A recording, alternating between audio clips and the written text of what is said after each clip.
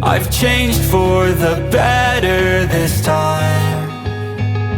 I thought I would never be fine. Hello po mga kabayan, mga kalingap. Kumusta pong muli? Magandang buhay po. Annalisa Reality Vlog. Muling nagbabalik. Good vibes lang po tayo ngayon. Reaction ho ako. Dahil ako napatawa, napasmile. Yung time na nandun sila Kalingap Rab sa bahay po nila Ruel Malalag, yung pinsan niya sa Davao. Kasi may kansyawan na nangyari dito At the same time, nagkaharap ang magpinsan, kwentuhan, at naisingit din ang laman ng puso ng kanyang pinsan, kinumusta. Meron po tayong short clip na ilalagay dyan para po doon sa mga hindi pa nakapanood. Bisitahin niyo po sa channel ni Kalingap Rab.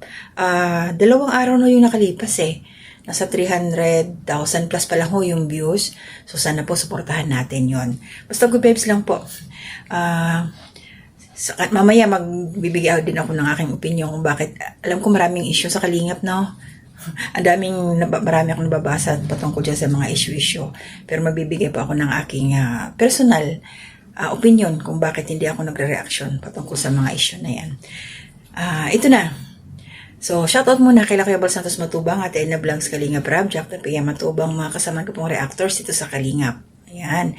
Sa Karepa, Team Bios, Team Strikers, Team Watchers, Team KOGR, buong Kalingap Tahanan. Supportahan po natin lahat ito. One Kalingap, one family sa isang tahanan. Kay Kalingap Rain ko, narinig yun. Yan. So, ito na panoorin muna natin. Good vibes, si Kalingap Tata. Meron siyang kinanta kasi rito Tapos, habang kumakanta siya, parang may laman Tatawa ko dun sa camera, no? Binabaling kay Kalingap, kay Ruel. No? So, panoorin muna natin.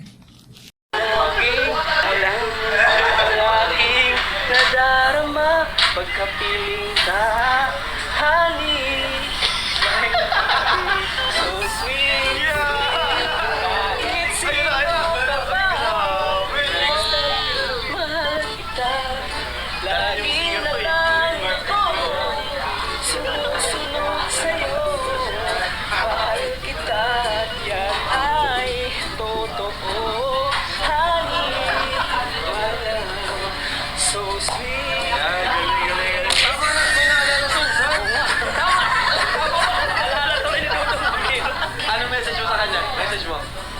Kanila. Kasi kay Dudong, sana kabalikan kayo. Kasi yung pagsubok lang, pinatatag ng Panginoon. Iway ka talaga mag-message. Kung sila talaga, oo, abangan namin yung magkabalikan sila. So, yun po mga Kalingap. Yun po good vibes lang. Eye-opener. Para pampagaan ng buhay. Siyempre, pag tayo nakasmile, tapos makakalimutan natin yung mga problema na mga kinakaharap. So, yung reaction ba nila, nakita niyo yung reaction ni Ruel? Parang may kinakain siya Hindi ko alam kung ano kinakain niya, baka durian, kung ano ba yun. Natatawa na lang ako doon sa niya. Tapos, yun nga, si Kalingap Tata, yung kanta niya, may laman. May laman And then, ito naman po, si Kalingap Rab, nung nag-uusap sila ni, tawag dito ni Ruel, kasi nga, lingidhot sa ating kalaman, mga hindi pa ako nakakapanood, nung pa man kinukumpara na to si Ruel, doon sa sa diet, kila Kuya Bal, sabi nga niya, ito yung tumatak sa isipan ko, mga bashers ba? Yung 100, ikinukumpara sa piso. Kumbaga, siya yung piso, tapos ang 100, sila Kuya Bal, mga ganun sila Kalingap Rab, mga ganun ba? Ay, hindi talaga kasi maiwasan yun Mga tao, meron talagang yung comparison na tinatawag ba. Doon sila masaya.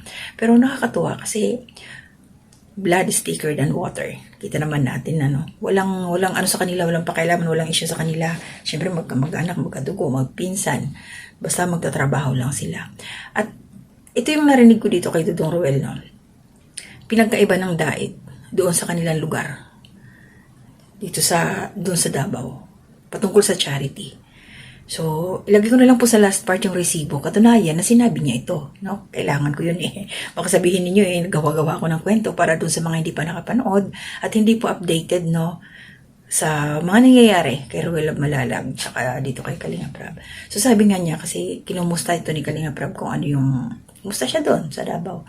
Yun nga, yung na-realize daw niya, kaibahan, kasi doon sa diet, paglabas nila, kumbaga, naka-ready na, diretso sa beneficiary, mayroon na scouter, diretso na sa pupuntahan.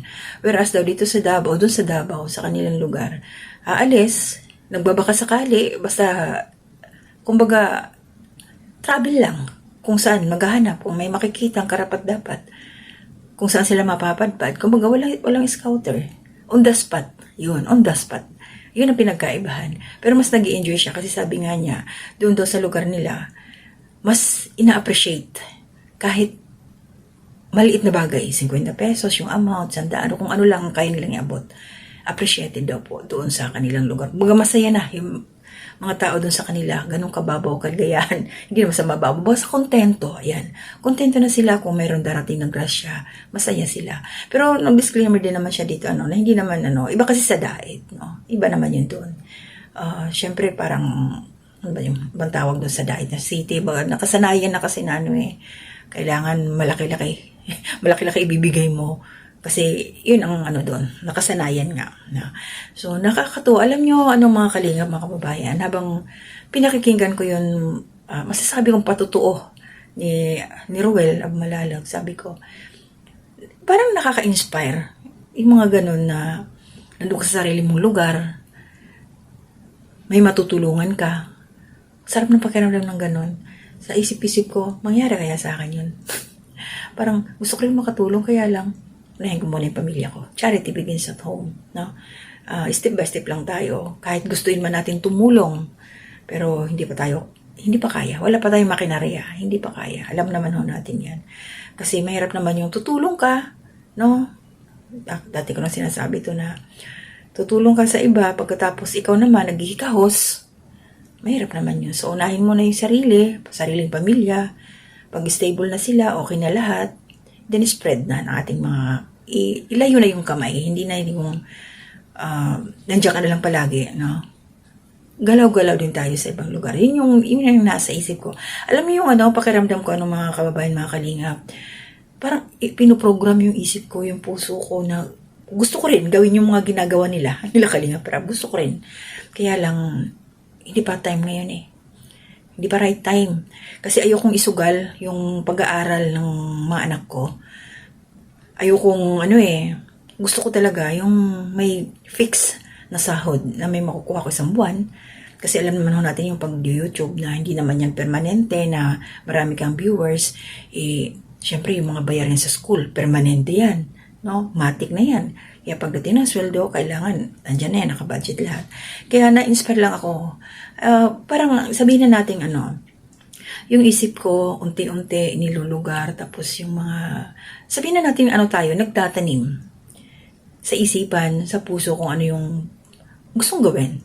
Pagdating ng panahon, sana kaya. Sana makaya pa, no? Siyempre, tumatanda na tayo pero basta pag gusto, maraming paraan. Pag ayaw, maraming dahilan. Yun po yung aking doon.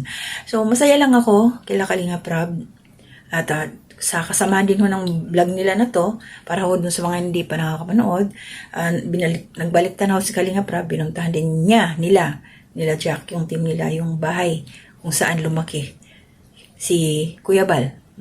Nakita din nila. Although na daw yun kumbaga, na-renovate na kasi dati daw kahoy yun. Pero at least, alam niya na nandoon. Parang sarap talagang balikan, no? Grabe, yung imagination ko talaga na basta, masaya lang na nakikita ko yung mga journey nila Kalinga Prab. Kasi, yun yung panahon.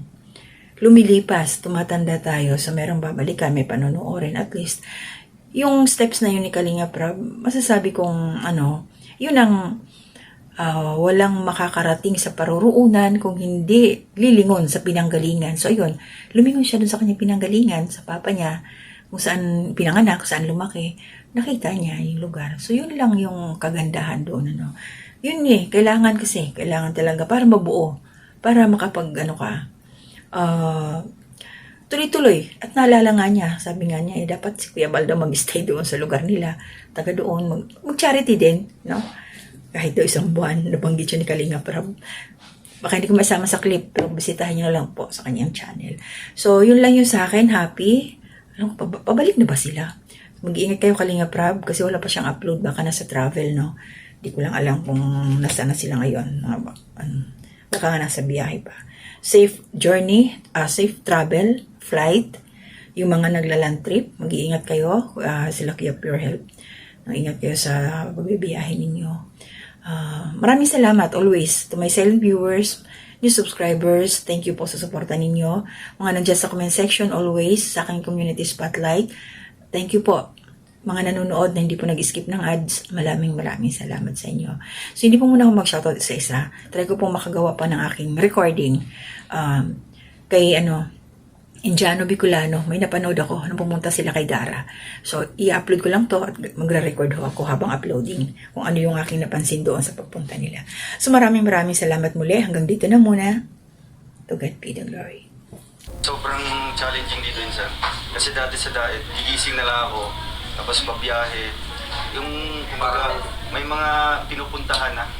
May mga destination na. Oo, may plano na. May plano na. Ay, Pero dito talaga, wala sa plano. Kumbaga, strolling lang, scouting. Wala pang kasiguraduhan kung may makahanap ka ba dyan ng mga beneficiaries sa mga bundok-bundok. Okay, parang dito, parang lumabas ka talaga sa comfort Oo. zone mo, no? Talagang grabe yung Sacrifice. sacrifice. Sa community, sa tao, ano naman yung pinagkaiba sa diet, sa kalit. Yung mga tinutulungan mo.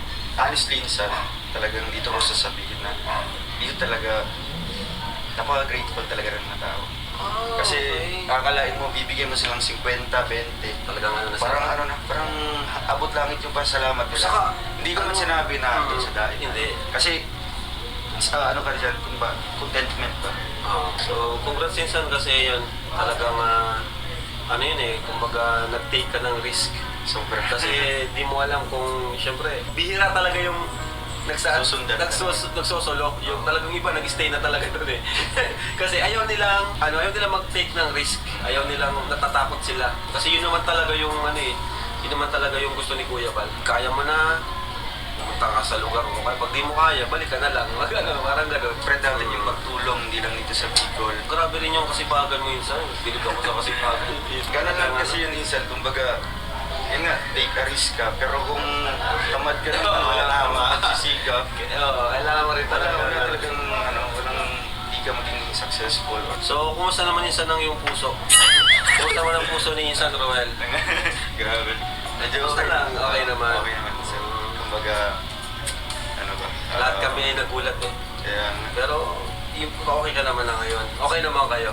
okay naman kami. Tapos, kumbaga, ginugugol ko na lang yung, ko talaga, Yung time. time ko sa, sa charity, sa goal ko, sa family. Wala namang samaan ng loob. Wala naman. So, pag nagkita kayo, okay lang. Okay naman. Kasi pwede magkita kayo ulit, di ba? Sa diet, pag pumuwi kang diet, di ba? Kasi di na rin naman bago sa'yo ang diet. Siyempre, doon kayo nag-start.